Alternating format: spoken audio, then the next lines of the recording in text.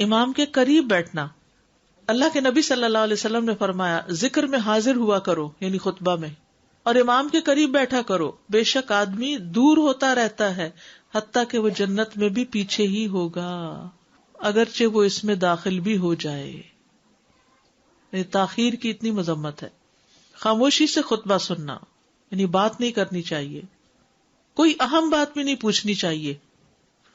ابن مسعود سے روایت ہے کہ انہوں نے ابی ابن کعب سے قرآن کی کسی آیت کے بارے میں سوال کیا جبکہ اللہ کے نبی خطبہ دے رہے تھے، تو انہوں نے اعراض کیا اور کوئی جواب نہ دیا.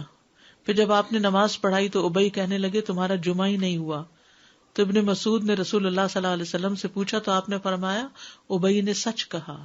کوئی بات کرنے کی اجازت نہیں، یہ کہنے کی بھی کہ چپ ہو جاؤ یہ بھی اجازت نہیں. عبداللہ بن مسعود کہتے کہ جب امام جمعہ کے لیے آ گیا پھر تمہارا اپنے ساتھی سے یہ کہنا کہ خاموش رہو لغویت کے لیے کافی ہے. یہ بھی لغو بات ہے. کوئی لغو حرکت نہ کرنا، کنکریوں سے نہ کھیلنا، فون سے نہیں کھیلنا، میسجز چیک نہیں کرنا، انگلیوں میں انگلیاں ڈال کے پٹاخے نہیں بجانا، گوٹ مار کے نہیں بیٹھنا. گوٹ مار کے کیسے بیٹھتے ہیں؟ گھٹنے اوپر کر کے اور یوں ایسے گھٹنوں کے گرد ہاتھ ڈال کے.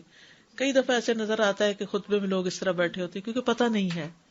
یعنی آپ چوکڑی مار سکتے ہیں. آپ سب سے افضل پوزیشن تو یہ ہے کہ جیسے نماز کے اتحیات میں ہم بیٹھتے ہیں، لیکن کچھ لوگ اس طرح بیٹھ نہیں سکتے، چلے کرسی بھی بیٹھ جائیں.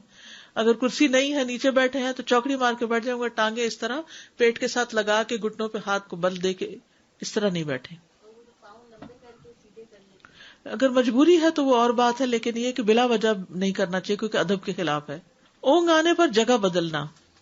نبی صلی اللہ علیہ وسلم نے فرمایا اگر جمعہ کے دن کسی کو مسجد میں اونگ آنے لگے تو اپنی اس جگہ کو دوسری جگہ سے بدل لے. کہ بعض اوقات ایسا ہوتا ہے نا خطبے کے وقت بڑی سکینت ہوتی ہے اور آخری خطبہ تو آپ نیند میں ہی سنتے ہیں.